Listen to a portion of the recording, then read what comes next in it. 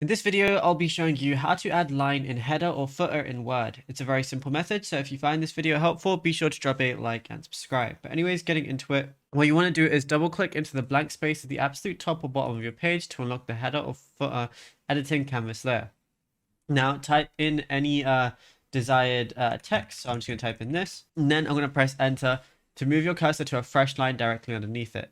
Then go to the top ribbon bar and go to home, and locate the paragraph settings block and click the small drop down next to the borders icon, which is going to be right here. So we're going to press this drop down, and then what we want to go ahead and do is select bottom border. So once you go ahead and select bottom border, as you can see, there is now a line under it. Even if I select top border, I can go ahead and do that as well. So yeah, you have those two options, and yeah, now there's a line under it, and you could do that for your footer as well, which is really easy to do. But if you found this video helpful, be sure to drop a like and subscribe, and check out all the other tutorials that we've been posting on the channel as well, because there is a lot to go through, and you might find something that you didn't know about yet.